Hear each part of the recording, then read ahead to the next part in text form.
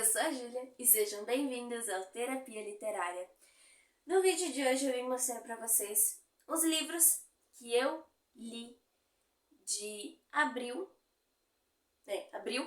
até junho, trazendo a atualização para vocês. Mas antes de eu mostrar todos os livrinhos para vocês, eu espero que você se inscreva no canal se não é inscrito, ativa o sininho das notificações.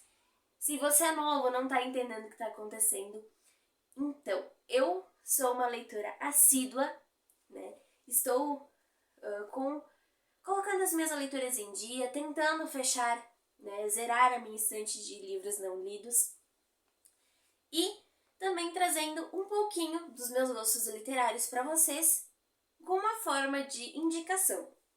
Então, se você gosta desse tipo de vídeo de indicação, recomendação, já deixa o seu like e compartilha para algum amigo que você saiba que também gosta desse tipo de vídeo.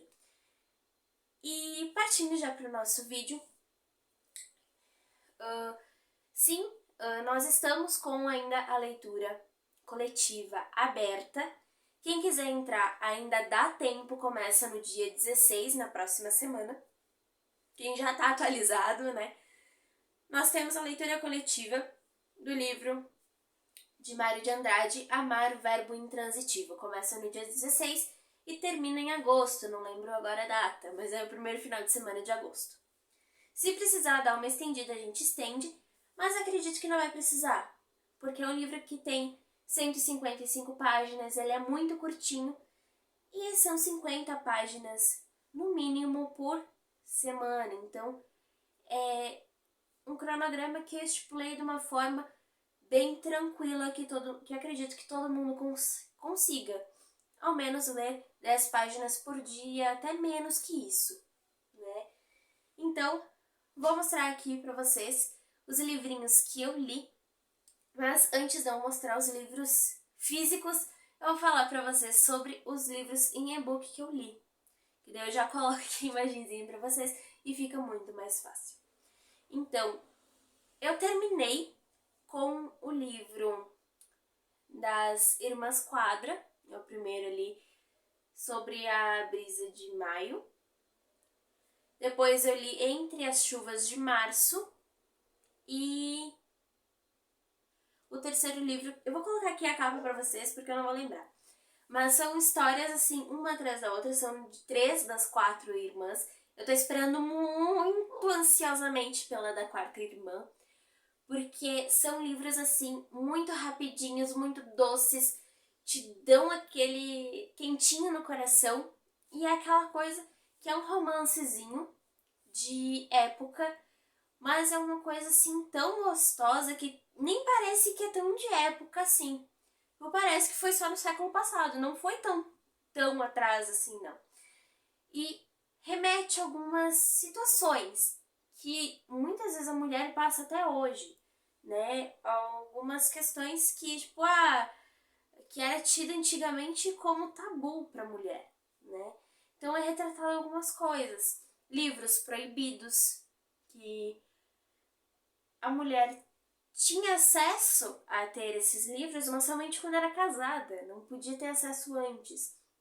Então, esse tipo de coisa que a gente vai analisando e o quanto a sociedade mudou, porque é uma situação que trouxe, né, de uma forma retórica, né, uma situação que também pode se denominar atual, mas no século passado.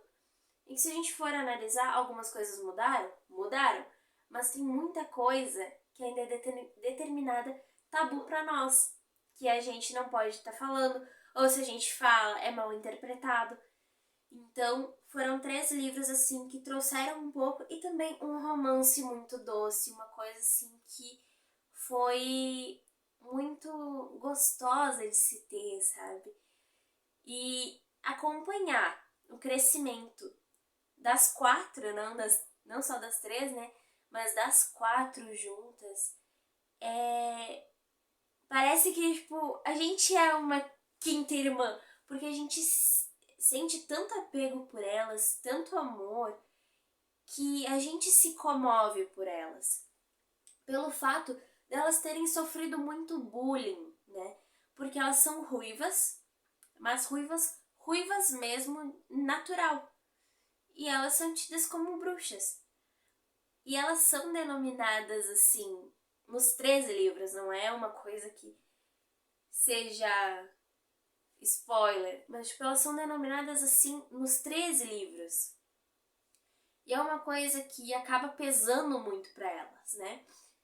Então, é um assunto assim que tipo, pesa bastante porque é o bullying que elas passam desde quando elas chegaram, porque elas não são do Brasil, elas são de Portugal. Elas vieram para cá pequenas e mesmo assim é uma situação que tipo, é muito complicada porque até hoje, se a gente for parar para analisar, muitas pessoas passam por coisas assim, né? Então faz a gente pensar um pouquinho também, né?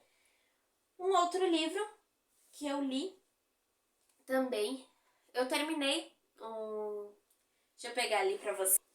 Terminei 40 dias transformando maldições em bênçãos que eu tava fazendo na quaresma. São livros bem de reflexão mesmo. Até tinha esquecido de pegar o coitadinho. É um livro de muita reflexão. E tem que... Seria bom a gente terminar de ler e começar tudo de novo. Porque é coisas assim que a gente não vai mudando de uma hora para outra. E sim a gente vai mudando conforme vai passando, conforme a gente vai entendendo.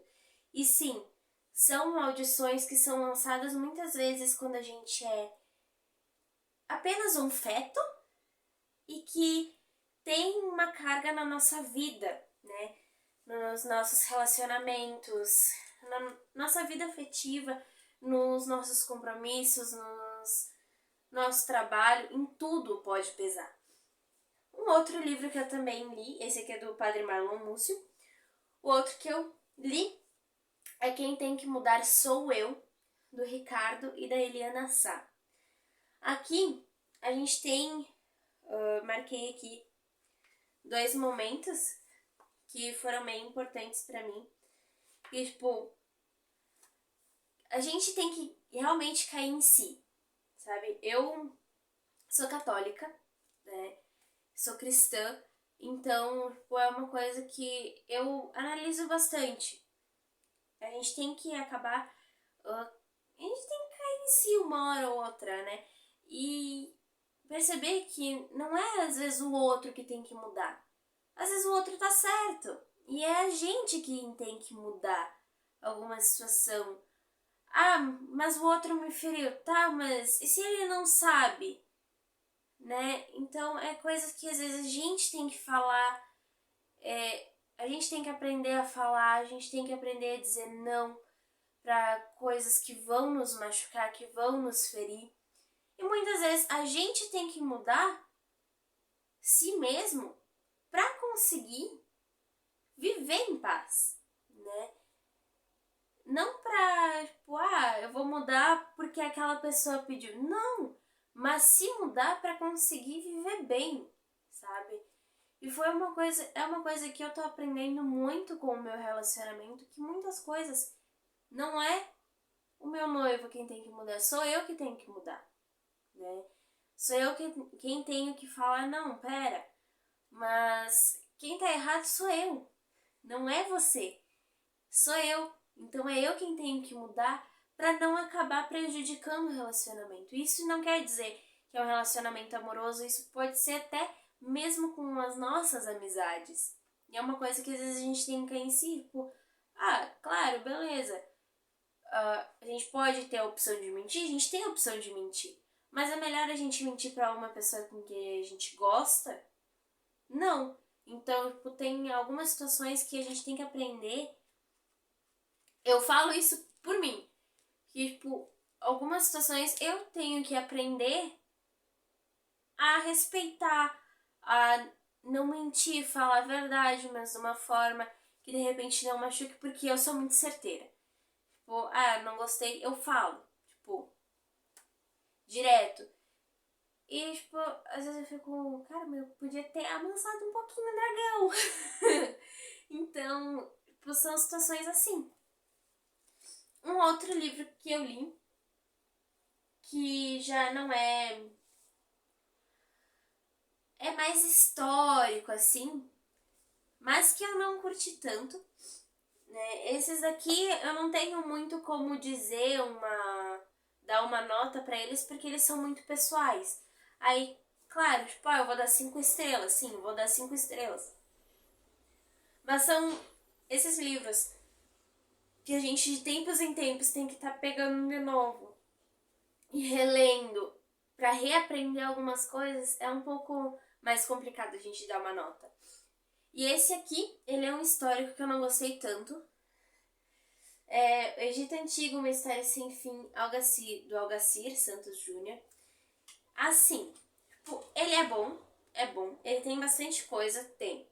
Mas ele poderia ser um pouquinho mais aprofundado. Eu senti falta de alguns detalhes, que nem alguns deuses. Podia ter mais detalhes, porque, entra, sabe? Eu quero entrar no Egito Antigo. O Egito Antigo tem aqueles todos deuses, mas não quero falar. Vai dar um livro extenso? Vai dar um livro extenso, mas precisa, às vezes, englobar todos, né?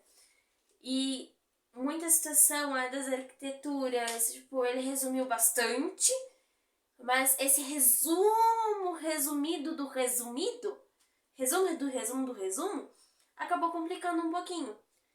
Porque algumas coisas da mitologia seria bom pra gente estar aprendendo. Porque algumas coisas vão remeter... quem é cristão sabe que tem Egito na Bíblia. Então, muitas coisas a gente precisa entender para entender também o que está na Bíblia. Então, essa questão do Egito Antigo, né, a história dele foi resumida, foi bom, eu entendi muita coisa, compreendi algumas situações, mas eu queria mais. Eu queria algo mais. Não gostei tanto por isso, porque faltou detalhes. Faltou algo que eu queria mais. Mas, claro, com o tempo a gente vai aprendendo um pouco mais sobre o Egito Antigo e assim, se a gente for pesquisando, né? O livro que me fez repensar minha vida, minhas escolhas, e que eu fiquei, Jesus, eu não devia ter começado agora, não. Que foi o livro que eu comecei em abril e que eu terminei em maio, na verdade em junho. E que eu tive que fazer leitura dinâmica. Sim, a biografia. Eu fiz isso. Era uma vez uma princesa, da Jacqueline Pascal. Gente, eu já falei pra vocês em outros vídeos que esse livro foi muito denso. Falei até no Instagram que esse livro foi denso, que me deu ressaca e tudo mais. Sim, ele é denso. Muito denso. Complicado. Por quê? Gente, aqui tá a imagem de uma mãe que sofre. Aqui no caso, na capa ela tá plena. Mas é uma mãe que sofreu horrores. Só que pra ela contar a história do sequestro das crianças, que é o que a gente sabe que vai acontecer aqui, ela contou a história da vida dela. Eu fiquei, gente, que isso? Que isso? Bom, tanto que aqui, se vocês viram o vlog, tem as minhas primeiras marcações. Mas a primeira marcação que eu fiz foi no capítulo 4, que ela colocou aqui da infância dela. Não tinha a menor vontade de ser uma queridinha. Queria apenas obter conhecimento. Ler sempre fez com que eu me sentisse como uma esponja. Mesmo aos 8 ou 9 anos, sentia que não era capaz de ler e absorver tudo o que um livro tinha a oferecer em um ritmo suficientemente rápido. Os livros dissipavam minha solidão. Era assim e sempre será. Outra marcação aqui. Ela tem coisa muito pesada. E aqui.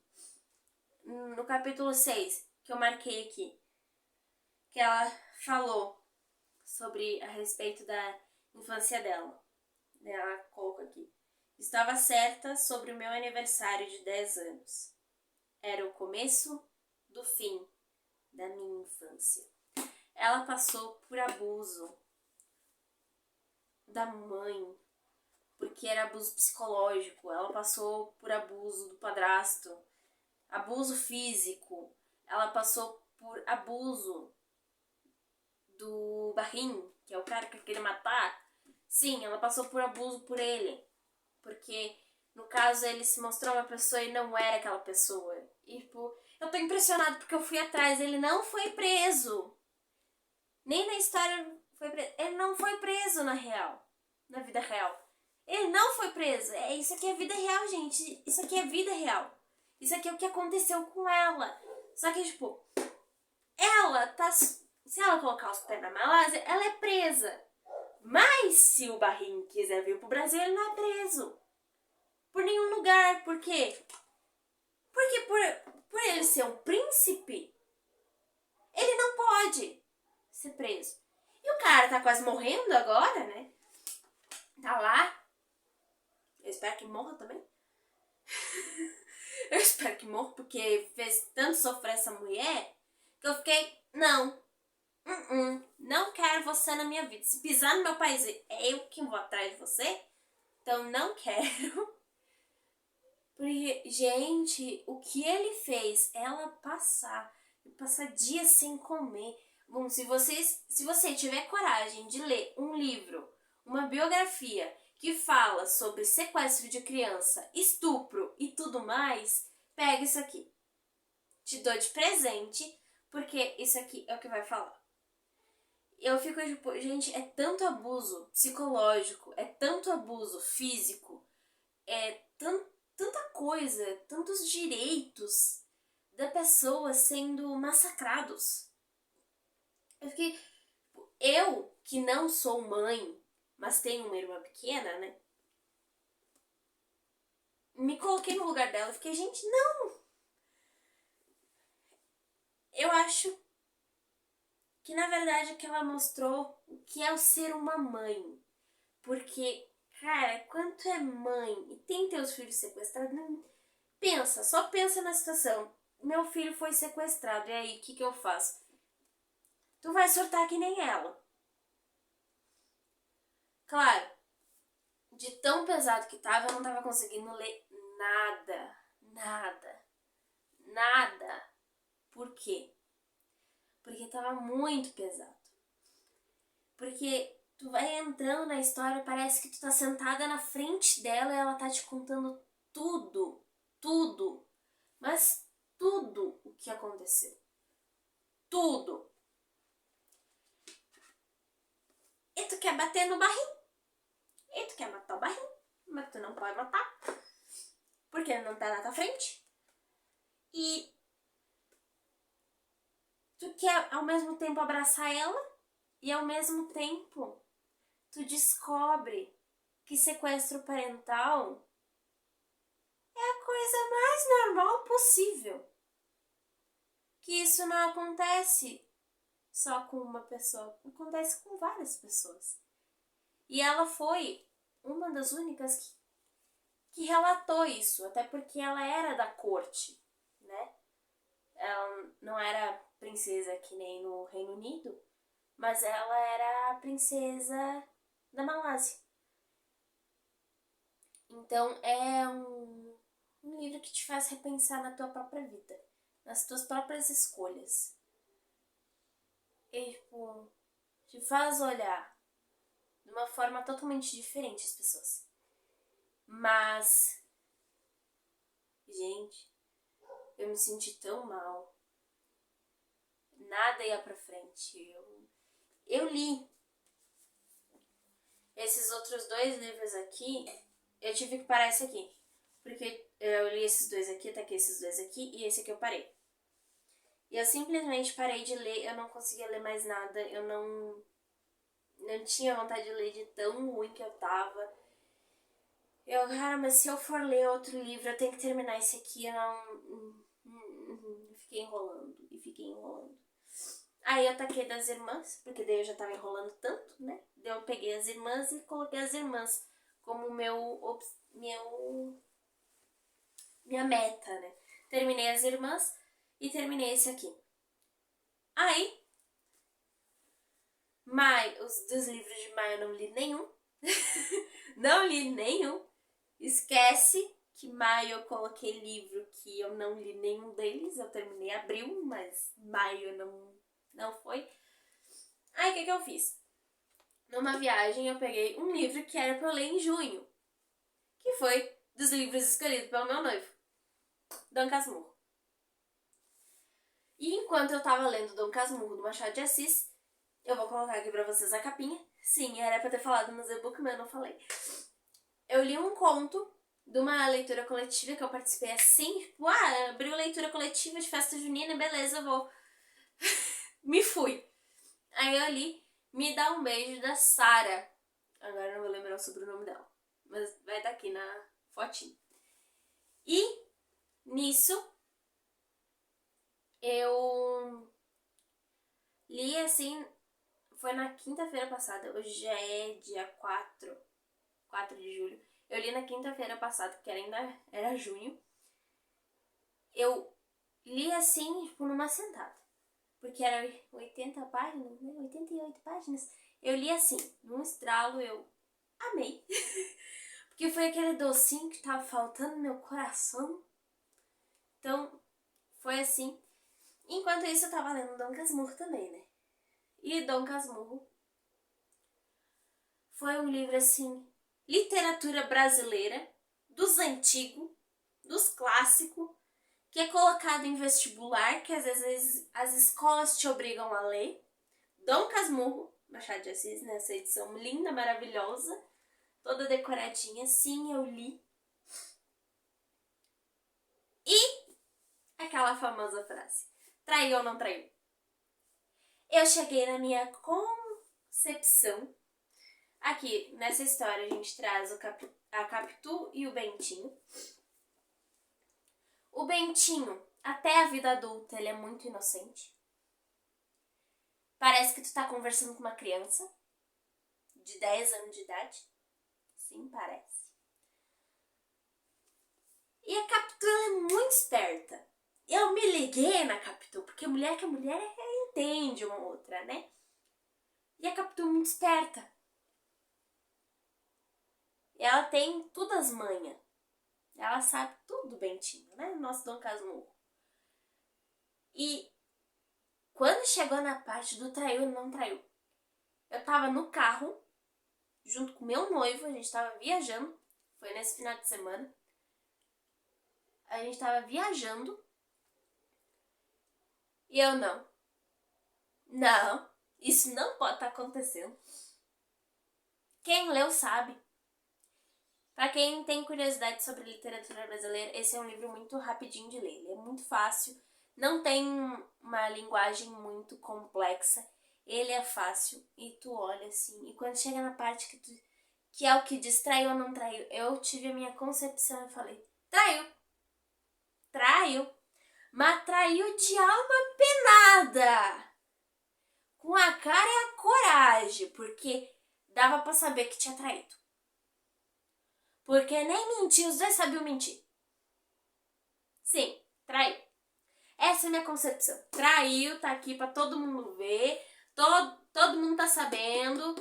Capitu traiu o Bentinho. Quem leu sabe. Quem não leu, que tá próximo de mim, quer que eu empreste, mas tem que devolver. Mas traiu. Sim, traiu. Traiu. A minha concepção diz que traiu. Porque da forma que foi, traiu.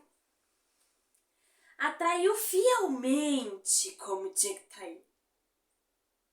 Claro, Bentinho não descreve porque ele não sabe, mas ele descobre. Por quê? Por que será? Né? Um fruto. Senão, não tinha descoberto a traição. Espero que vocês tenham gostado. Esses foram os livros que eu li nesses últimos 3 meses. E um beijo e até o próximo vídeo.